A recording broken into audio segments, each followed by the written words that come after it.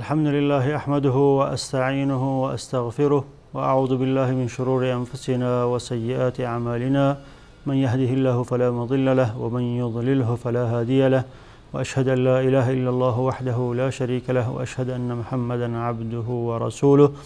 بینندگان معزز و محترم و مکرم شبکه جهانی وصال حق، السلام علیکم و رحمت الله و برکاته.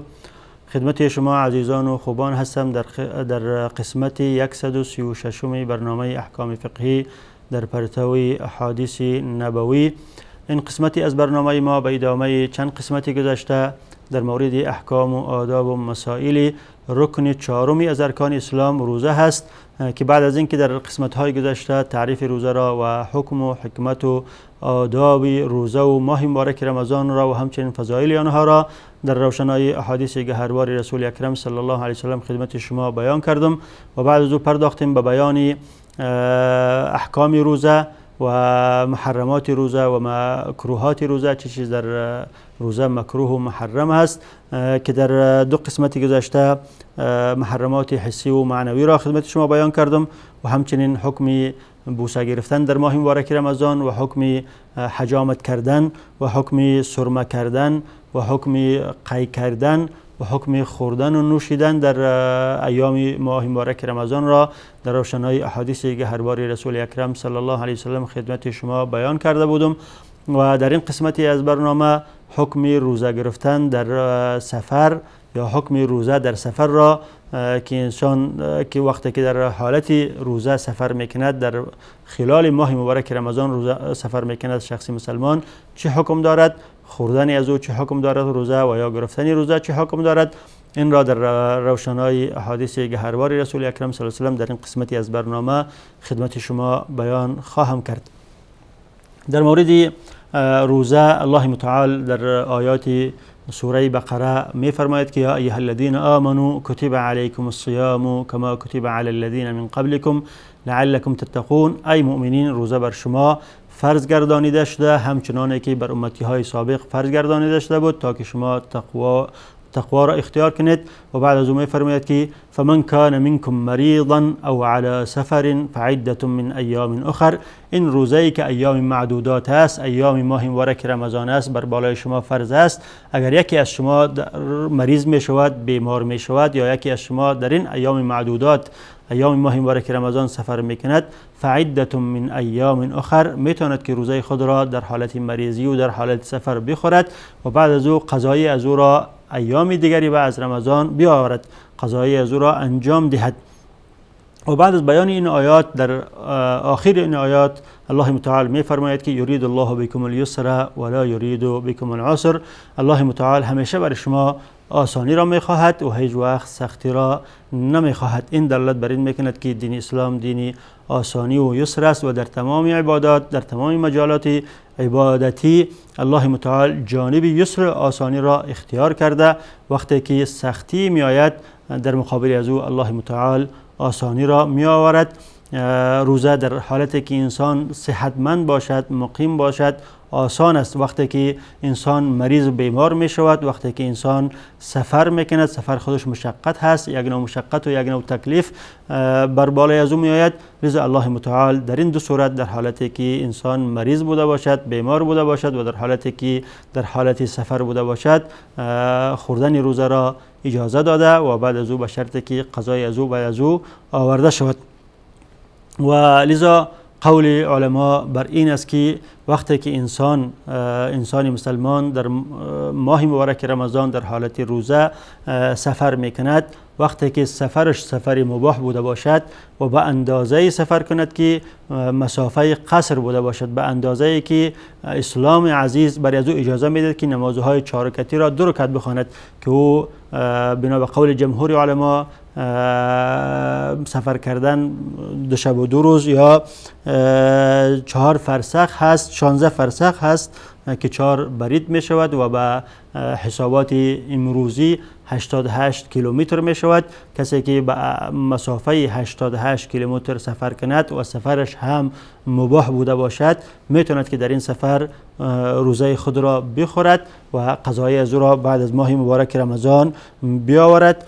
و این علاوه بر اینکه در این آیه کریمه ثابت است در احادیث متعددی از رسول اکرم صلی الله علیه و سلم این امر ثابت شده است. از جمله حدیث متفق علیه است از حضرت انس بن مالک رضی الله عنه که ایشان فرمودند كنا نسافر مع النبي صلى الله عليه وسلم فلم يعب الصائم على المفطر ولا المفطر على الصائم. ما در ماه مبارک رمضان با رسول اکرم صلی الله علیه و سلم یک جایی سفر میکردیم و بعضی از ما روزه را میخورد و بعضی از ما روزه دار میبود و هیچ یکی از ما بر دیگر عیبی نمی گرفت. کسی که روزه می گرفت بر روزه خور عیبی نمی گرفت و کسی که روزه می گرفت بر روزه خور عیبی نمی گرفت. این حدیث دلالت بر این دارد که کسی که در ماه مبارک رمضان سفر میکند اختیار دارد که روزه میگیرد و اختیار دارد که روزه خود را میخورد و قضای از او را بعد از او میآورد و این امر مخیر هست و هیچ اشکالی ندارد. و همچنین در صحیح مسلم از ام المؤمنین عایشه صدیقه رضی الله عنها روایت شده است که ایشان فرمودند ان حمزه بن عمرو الاسلمی قال، صحابی به نام حمزه بن عمرو اسلمی بود و او در محضر رسول اکرم صلی الله علیه و سلم آمد و فرمود یا رسول الله انی اجد فی القوه فهل علی الصیام فی السفر فهل علی جناح. ما در خود این طاقت را میبینم که وقتی که در سفر هم باشم روزه بگیرم. وقتی که من در سفر روزه میگیرم آیا احراجی بر من هست؟ آیا باکی بر من هست؟ آیا اشکالی بر من هست؟ رسول اکرم صلی الله علیه و سلم فرمودند هی رخصة من الله فمن اخذ بها فحسن و من احب ان يصوم فلا جناح علیه. این یک رخصت و یک اجازه از طرف الله متعال است که کسی که سفر میکند میتوند که روزه خود را بخورد. کسی که به این رخصت عمل میکند این کاری خوبی هست، اشکالی ندارد، میتوند که روزه خود را بخورد. و من احب ان یصوم فلا جناح علیه، و کسی که خواسته باشد روزه بگیرد برای از او جناح و باکی نیست، اشکالی نیست و میتوند که روزه هم بگیرد. و در روایت دیگری آمده که رسول اکرم صلی الله علیه و سلم بر این صحابی حمزه بن عمرو اسلمی گفت ان شئت صمت و ان شئت فصم و ان شئت فافطر. اگر تو خواسته باشی روزه بگیر، در خود طاقت روزه گرفتن را میبینی، روزه بگیر، و اگر خواسته باشی افطار بکن و هیچ اشکالی بر تو نیست. و همچنین در حدیث متفق علیه دیگری از ابن عم النبی صلی الله علیه و سلم حضرت عبدالله ابن عباس روایت شده که ایشان فرمودند ان النبی صلی الله علیه و سلم خرج من المدینه و معه 10,000. رسول اکرم صلی الله علیه و سلم از مدینه منوره بیرون شدند، با همراهشان 10,000 از یاران جاننثارشان بودند و حرکت کردند به طرف مکه مکرمه. و این حکایت از غزوه فتح میکند که در سال 8 هجرت بود. و حضرت عبدالله ابن عباس میفرمایند که وذلك على رأس 8 سنین و نصف من مقدمه المدینه. بعد از آمدنشان به مدینه منوره 8.5 سال بعد رسول اکرم صلی الله علیه و سلم از مدینه با 10,000 از یاران جاننثارشان بیرون شدند و به طرف مکه حرکت کردند برای فتح مکه. فرمودند که فسافر بمن معه من المسلمین الى مکه یصوم و یصومون. وقتی که حرکت که از مدینه به طرف مکه مکرمه رسول اکرم صلی الله علیه و سلم خودشان هم روزه میگرفتند و یارانشان هم روزه میگرفتند. و این واقعه معروف است که در ماه مبارک رمضان سال 8 هجرت بود، سال فتح مکه. حتی اذا بلغ الكدید و هو ماء بین عصفان و قدید، تا اینکه در منطقه به نام کدید رسیدن که او یک منطقه بود در بین عصفان و قدید که از به مکه نزدیکتر است، نیمایی راه او طرفتر است. این تا به اوجا رسول اکرم صلی الله علیه و سلم و یارانشان روزه میگرفتن. افطر و افطروا، وقتی که به این جا رسیدن، به منطقه کدید رسیدن، یعنی تا بیشتر از نیمایی راه را روزه گرفتن و بعد از او در آنجا رسول اکرم صلی الله علیه و سلم هم روزه خود را افطار کردند و روزه خود را خوردن و یارانشان هم روزه خود را خوردن. و این هم دلالت به این دارد که اگر کسی که در ابتدای سفر در خود قوتی میبیند روزه میگیرد اشکالی ندارد و بعد در وسط راه وقتی که ضعیف میشود، احساس ضعف میکند و احساس ناتوانی میکند، میتواند که روزه خود را بخورد و هیچ اشکالی بر بالای از او نیست. و همچنین امام مسلم رحمت الله علیه از حضرت ابو سعید خدری و حضرت جابر بن عبدالله روایت میکند که این دو صحابی جلیل قدر رضی الله عنهما فرمودند سافرنا مع رسول الله صلی الله علیه و سلم فیصوم الصائم ويفطر المفطر فلا يعیب بعضهم على بعض. ما با رسول اکرم صلی الله علیه و سلم یک جای سفر کردیم، بعضی از ما روزه می گرفت و بعضی از ما روزه خود را می خورد. هیچ یکی از ما بر دیگر عیبی نمی گرفت، نه روزه‌دار بر روزه‌خور عیب می گرفت و نه روزه‌خور بر روزه‌دار عیب می گرفت و هیچ اشکالی در این کار نبود و رسول اکرم صلی الله علیه و سلم هر دو را اجازه می دادند که کسی که می خواست روزه می گرفت و کسی که می خواست روزه خود را می خورد. این حدیث همه دلالت بر این دارد که وقتی که انسان مسلمان سفر میکند میتواند که روزه خود را بخورد و میتواند که روزه خود را بگیرد و هر دو هیچ اشکالی ندارد. لیکن موضوع در این است که کدام یکی از این افضل است. وقتی که انسان مسلمان در ماه مبارک رمضان سفر میکند، آیا روزه گرفتن افضل است، یعنی عزیمت هست و خوردنش رخصت و اجازه است، یا اینکه خوردن عزیمت است و روزه گرفتن رخصت است؟ در نزد مذهب حنفی و شافعی رحمت الله علیهما روزه گرفتن عزیمت است، یعنی افضل است. کسی که استطاعت داشته باشد روزه بگیرد این افضل است و اگر کسی که روزه خود را بخورد این رخصت است و اجازه است، مگر کسی که روزه بر بالای از او اینقدر ضرر و مشقت را بیارد که او را مثلا بیمار کند، مریض کند، بر بالای از او ظرفیت بیارد، در او صورت باز خوردن روزه افضل و بهتر است در حق مسافر. بنابراین احادیثی که از رسول اکرم صلی الله علیه و سلم آمده، این علمای بزرگوار، علمای احناف و علمای شافعی به اینها دلیل گرفتند، چون رسول اکرم صلی الله علیه و سلم وقتی که از مکه مکرمه بیرون شدند تا وقتی که به کدید رسیدند، یعنی بیشتر از نیم راه روزه گرفتند و همچنین صحابه کرام در احادیث دیگری آمده که در حالت سفر روزه میگرفتند تا که طاقت در آنها می بود. و همچنین الله متعال در این آیات روزه در آخرش میفرماید که و ان تصوموا خیر لکم، برای شما اجازه هست، لیکن اگر روزه بگیرید روزه بر شما، گرفتن روزه بر شما بهتر و خوب هست. لذا علمای شوافی و علمای احناف رحمت الله علیهم رأیشان این است که اگر روزه بگیرد روزه گرفتن عزیمت و افضل است و اگر بخورد رخصت گرفتن رخصت و جواز است و اشکالی ندارد. و امام احمد رحمت الله علیه و اسحاق بن راهوی و بعضی علمای دیگر رأیشان این است که نه، روزه خوردن افضل است. کسی که سفر میکند باید از این رخصت الله متعال استفاده کند و افضل و بهتر است که روزه خود را بخورد. اگر روزه گرفت باز این جواز دارد. و دلیل گرفتن به حدیثی که امام احمد رحمت الله علیه روایت میکند که رسول اکرم صلی الله علیه و سلم فرمودند ان الله يحب ان تؤتى رخصه كما يحب ان يؤتى عزائمه. الله متعال خوش دارد که کسی از رخصت‌های از او استفاده کند، رخصت‌های از او را عملی کند، همچنانه که خوش دارد که عزائم از او را عملی کند، چیزهای امور متأکده از او را عملی کند. این حدیث دلالت بر این میکند که انسان باید از رخصت‌های الله متعال استفاده کند. لذا فرمودند حضرت امام احمد که اگر کسی در حالت رمضان در وقتی که روزه هست سفر میکند، افضل و بهتر است که روزه خود را بخورد. و عده علما هم رأیشان این است که چون احادیث همه مساوی هست، با تعادل آمده، لذا هر دو برابر هست، چه کسی که روزه خود را بخورد آن هم اشکال ندارد و در این افضلیت و بهتری نیست، و اگر گرفت هم در این هم افضلیت و بهتری نیست. هر دو تعادلا جواز دارد، هر دو به یک مرتبه جواز دارد. لیکن ما از تتبع روایات علما محققین این را استنباط کرده که شخصی که سفر میکند در حالت روزه او از سه حالت خالی نیست. حالت اولش این است که این شخص طاقت روزه گرفتن را دارد و بر بالای از او هیچ مشقت و ضرری نیست.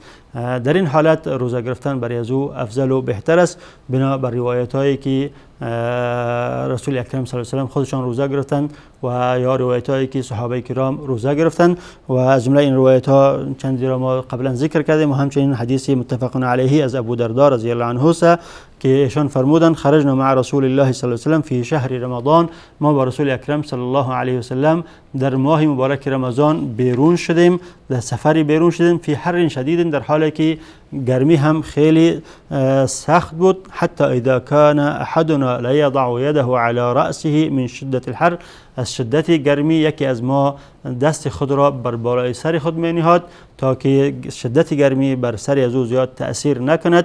بعد از او حضرت ابو درداء میگوید که و ما فینا صائم الا رسول الله صلی الله علیه و سلم و عبدالله بن رواحه، در بین ما هیچ کسی جز رسول اکرم صلی الله علیه وسلم و عبدالله بن رواحه روزدار نبود. این حدیث دلالت بر این میکند که کسی که استطاعت روزه گرفتن را داشته باشد باید روزه بگیرد، افضل است که روزه بگیرد.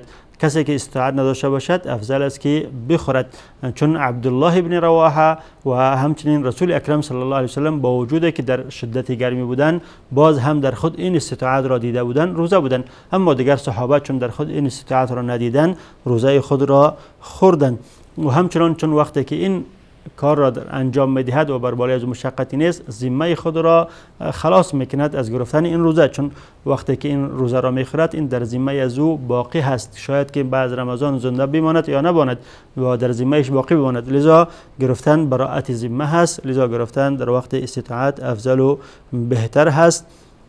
و همچنین چون رمضان خودش یک فرصتی زمانی خوبی هست و بعد رمضان این فرصت دوباره میسر نمی شود، لذا اگر استطاعت دارد در ماه مبارک رمضان ولو که مسافر باشد روزه خود را به افضل و بهتر است که بگیرد. این لا اینکه بر بالایش اگر مشقت باشد با دو صورت اجازه است که روزه خود را بخورد. این حالت اول بود و بعد از دیدن یک برنامه کوتاه خدمت شما حالت دوم و سوم را هم در روشنای احادیث رسول اکرم صلی الله علیه و سلم بیان خواهم کرد.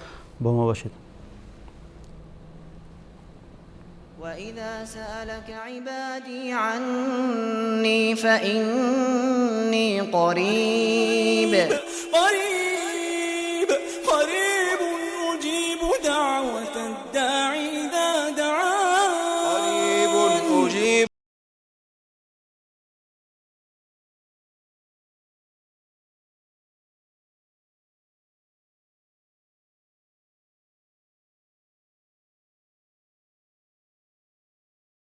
دگانم است و درباره من سؤال کنند، من نزدیکم و دعای دعا کننده را هنگامی که مرا می‌خواند اجابت می‌کنم.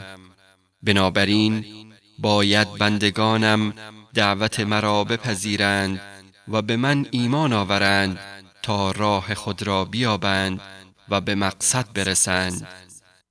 وصال حق، منبر توحید و حقیقت.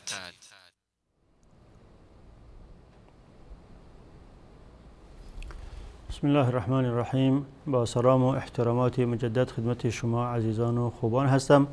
قبل از میان برنامه خدمت شما عرض کردم که علما و محققین با تتبع روایاتی که در مورد گرفتن روزه و یا خوردن روزه در حالت سفر آمده سه حالت را بر مسافر بیان کردند. گفتیم حالت اول این است که انسان مسلمان مسافر در خود استطاعت روزه گرفتن را ببیند و هیچ نوع مشقت و ضرری روزه بر بالای از او نیارد.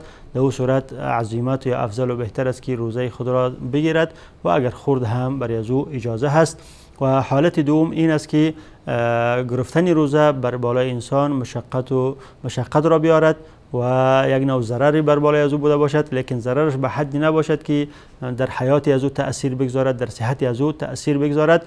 در این حالت روزه خوردن افضل و بهتر است و اگر هم گرفت اشکالی ندارد، لیکن افضل و بهتر است که روزه خود را بخورد. امام مسلم رحمت الله علیه از حضرت جابر بن عبدالله رضی الله عنه روایت میکند که ایشان فرمودند کان رسول الله صلی الله علیه و سلم فی سفر، رسول اکرم صلی الله علیه و سلم در یک سفری تشریف داشتند، فرآ زحاما و رجلا قد ضل علیه، دید که در گرد یک شخصی، در اطراف یک شخصی مردم جمع شده و بر بالای از او سایبان کردند و ازدحام کردند.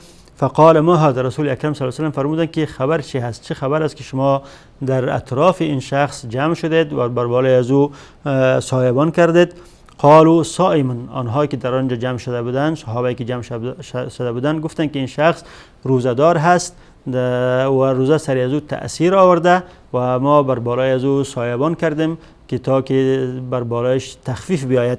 رسول اکرم صلی الله علیه و سلم فرمودند که لیس من البر الصیام فی السفر، در این حالت از بر و نیکی این نیست که انسان در حالت سفر روزه بگیرد. یعنی کسی که روزه از او را منجر به این حالت میکند که او سبب مشقتی از او میشود و سبب از این میشود که بر بالای از او ظوفیت بیاید و حالتی از او خراب شود، در این حالت از جمله بر و نیکی نیست که او روزه بگیرد، بلکه بر و نیکی و افضل این است که در این حالت این شخص روزه خود را بخورد و قضایش را بعد رمضان بیارد.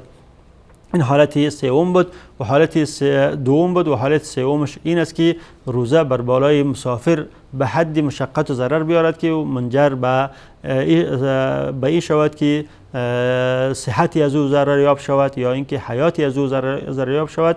در او صورت واجب است که روزه خود را بخورد، چون الله متعال میفرماید که ولا تهلكوا انفسکم، شما نفسهای خود را هلاک نکنید و این کاری از او شاید منجر به هلاکت نفسی از او شود، منجر به صحت به مرضی از او و به هلاکتی از او شود. در این صورت در این صورت واجب است که این شخص مسافر روزه خود را بخورد. امام مسلم رحمت الله علیه از حضرت جابر بن عبدالله روایت میکند که ان رسول الله صلی الله علیه و سلم خرج عام الفتح الى مکه فی رمضان. حکایت این هم از قصه عام الفتح که در سال 8 هجرت در ماه مبارک رمضان بود که رسول اکرم صلی الله علیه و سلم با یاران خود در ماه مبارک رمضان از مدینه منوره بیرون شدند به طرف مکه مکرمه برای فتح مکه. حضرت جابر بن عبدالله میفرماید که فصام حتی بلغ کراع الغمیم، رسول اکرم صلی الله علیه و سلم تا اینکه به کراع الغمیم یک نام جایی هست تا با اونجا که رسیدن روزه بودند.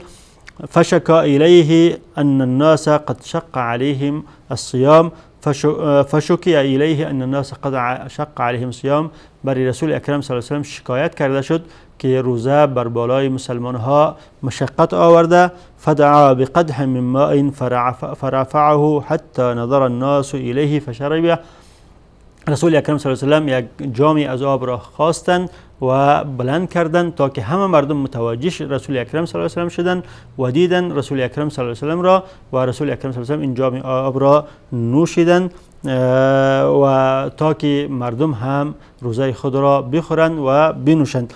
و بعد از او عده نزد رسول اکرم صلی الله علیه و سلم خبر آوردند که بعضی از صحابه کرام روزه خود را نخوردند، با وجود که بر آنها چقدر مشقتی آمده باز هم روزه خود را نخوردند. رسول اکرم صلی الله علیه و سلم فرمودند که اولئک العصات، آنها گناهگار هستند. یعنی کسی که روزه بر حالت بر بالای از او اینقدر مشقت بیاره که اینقدر ضرر را بیارد که منجر به هلاکتی از او به مرضی از او شود و بعد از او رسول اکرم صلی الله علیه و سلم هم بر از آنها اجازه بدهد که روزه خود را بخورند باز هم روزه خود را نخورند، در او صورت آنها گناهگار هستند. یعنی به این معنا که در این صورت واجب است که انسان روزه خود را بخورد تا که سبب مریضی از او، بیماری از او، سبب هلاکت نفسی از او، جانی از او یا عضوی از اعضای از او نگردد. چون حفاظت جان انسان، حفاظت صحت انسان بر بالای انسان واجب و ضروری هست. و همچنان حدیث دیگری امام مسلم روایت میکنه از حضرت ابو سعید خدری. این حدیث دلالت بر این دارد که هر یکی که آسان بوده باشد اما افضل است. اگر روزه گرفتن آسان بوده باشد آن برش افضل است و اگر روزه گرفتن برش مشکل بوده باشد و روزه خوردن برش آسان بوده باشد او برش افضل و بهتر است. حضرت ابو سعید خدری میفرماید که کانوا یعنی اصحاب النبی صلی الله علیه و سلم يرون ان من وجد قوة فصام فإن ذلك حسن. اصحاب رسول اکرم صلی الله علیه و سلم رأیشان این بود که شخص مسلمان وقتی که سفر میکند و در خود قوتی میبیند و روزه میگیرد در این حالت روزه گرفتن برش افضل و بهتر است. و ان من وجد ضعفا فافطر فان ذلك حسن، اما کسی که در خود ضعیفی میبیند که روزه برش تأثیر دارد و تأثیر منفی میگذارد در او صورت روزه خود را میخورد و در او صورت روزه خوردن برش افضل و بهتر هست. به هر حال نتیجه احادیثی که ما از رسول اکرم صلی الله علیه و سلم روایت کردیم همین است که شخص مسافر میتواند که روزه خود را بخورد و میتواند که روزه خود را بگیرد، لیکن اگر قوت در خود میبیند و طاقت روزه گرفتن را دارد، در صورت افضل و بهتر است که روزه بگیرد، و اگر در او صورت هم خورد اشکالی ندارد. اما وقتی که در خود ضعف می‌بیند، روزه برش تأثیر دارد و تأثیر منفی دارد و ضرر برش میرساند، در صورت افضل و بهتر است که روزه خود را بخورد و اگر بر بالای خود تکلیف آورد روزه گرفت میتواند که روزه بگیرد، لیکن به شرطی که ضرر در صحت و در جان و در جان و در صحت از او ضرری نداشته باشد. و حکم دیگری از احکام این باب روزه گرفتن در سفر یا در سفر این است که اگر شخصی در مقیم بود و سحوری در خانه خود کرد و تا پیشین روز مثلا یا تا 10 بجه روز در خانه خود بود یا تا عصر روز در خانه خود بود و بعد از او قصد سفر کرد، در او حالت میتواند که روزه خود را بخورد یا نخورد. قول جمهور علمای احناف و علمای شافعی و علمای مالکی این است که در این صورت این شخص حق افطار را ندارد. وقتی که انسان در مقیم است و در اقامت روزه خود را بنا میکند و بعد از او در اثنای روز سفر میکند، در این صورت باید روزه خود را تکمیل کند و حق افطار کردن را ندارد و اگر کسی افطار کند باید یک روز را قضایی بیارد. اما امام احمد و امام اسحاق و دیگران علمای دیگر رأیشان این است که این شخص باز هم در این حالت حق روزه خوردن را دارد، اما اگر روزه گرفت افضل و بهتر است. و دلیل گرفتن به بعضی از روایت‌هایی که از آنها فهمیده می شود که انسان اگر روزه خود را ابتداءً در حالت اقامت بکند و بعد از او سفر کند حق روزه خوردن را دارد. از جمله حدیث ابن عباس که قبلا هم ذکر کردیم، حکایت از فعل رسول اکرم صلی الله علیه و سلم در عام الفتح میکند. امام بخاری را روایت کرده که حضرت عبدالله ابن عباس فرمودند خرج رسول الله صلی الله علیه و سلم فی رمضان الی حنین. میبخشید حکایت از سفر رسول اکرم صلی الله علیه و سلم به حنین دارد که رسول اکرم صلی الله علیه و سلم در ماه مبارک رمضان به طرف حنین بیرون شدند و الناس مختلفون فصائم و مفطر. بعضی ها صحابه که امروز ما بودن مختلف بودن، بعضی هاشون روزه دار بودن و بعضی هاشون روزه خود را خورده بودند. فلما استوى على راحلته و دعا بإناء من لبن او ماء. وقتی که رسول اکرم صلی الله علیه و سلم بر بالای شتر خود یا بر بالای مرکب خود سوار شدند، بر بالای سواری خود سوار شدند، یک جامی از آب یا از شیر را خواستند و نوشیدند. گفتند که این فلما استوى علی راحلته دلالت به این میکند که یعنی در ابتدای سفر رسول اکرم صلی الله علیه و سلم خوردن، مجرد که بر بالای راحله خود سوار شدن رسول اکرم صلی الله علیه و سلم روزه خود را خوردن. این دلالت به این دارد که اگر انسان در ابتدای روز روزه خود را در حالت اقامت بنا کند و بعد از او در اثنای سفر وقتی که اراده سفر را کند و مجرد که اراده سفر را کرد میتواند که روزه خود را بخورد و اجازه دارد. و همچنین امام ترمذی از محمد بن کعب روایت میکند که ایشان فرمودند اتیت انس بن مالک فی رمضان و هو یرید سفرا. ما در ماه مبارک رمضان نزد انس بن مالک آمدم در حالتی که ایشان اراده سفر داشتند و قد رحلت له راحلته و لبس ثياب السفر. و حضرت انس بن مالک سواریشان برشان آماده شده بود و لباس سفر را هم پوشیده بودند. فدعا بطعام فاکل. قبل از اینکه راحله خود را سوار شوند، قبل از اینکه حرکت کنند طعامی خواستند و آن را خوردند. فقلت له سنه. ما به حضرت انس بن مالک گفتم که آیا این کار سنت است؟ یعنی قبل از اینکه تو شروع به سفر بکنی مجردی که نیت سفر را کردی این سنت است، میتونی روزه خود را بخوری؟ فقال سنت ثم ركب. حضرت انس بن مالک فرمودند که بله این سنت است و بعد از او امور راحله خود را سوار شدند و حرکت کردند.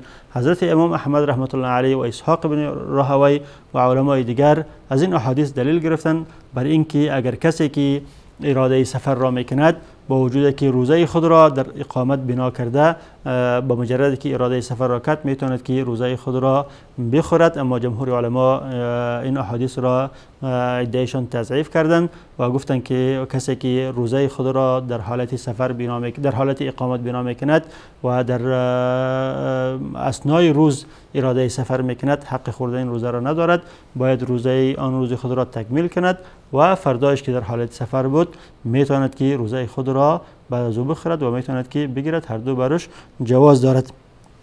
و عکسی از این مسئله کسی که روزه خود را در سفر آغاز کرده در اثنای سفر بوده و روزه خود را خورده و بعد از او در اثنای روز به خانه خود رسیده مقیم شده، آیا این شخص میتواند که تا به آخر روز روزه خود را بخورد و باید از اون ساعتی که در خانه خود رسیده باید دیگه نخورد. در اینجا هم قول جمهور علما این است که به مجردی که به خانه خود میرسد باید دیگه روزه خود را نخورد. کسی که صبح مثلا در سفر بوده تا پیشین روز روزه خود را خورده، وقتی که پیشین به خانه خود میرسد اقامت میکند، در او صورت حق ندارد که دیگر روزه خود را بخورد، باید تا به شام روزه خود را تکمیل کند. لیکن این روز را چون که اولش را خورده باید بعد از رمضان قضایی بیارد. و علمای مالکی و شافعی و بعضی علما رأیشان این است که میتواند روزه خود را بخورد، لیکن ظاهر باید نکند، چون در اقامت است مردم برش عیب میگیرد، ظاهر باید نکند. لیکن رأی جمهور علما بر این است که این شخص باید مجرد که به خانه خود میرسد باید دیگر روزه خود را نخورد و چون که در اول روز خورده باید قضای از او را بعد رمضان بیارد. این بود حکم خوردن روزه و گرفتن روزه در حالت سفر که در روشنایی احادیث گهرباری رسول اکرم صلی الله علیه وسلم خدمت شما بیان کردم و در اینجا وقت برنامه ما به پایان رسیده و ادامه این مطالب روزه را در روشنایی احادیث گهرباری رسول اکرم صلی الله علیه وسلم در قسمت‌های آینده خدمت شما بیان خواهم کرد. تا با وقت الله حافظ و نگهبانتان. السلام علیکم و رحمت الله و برکاته.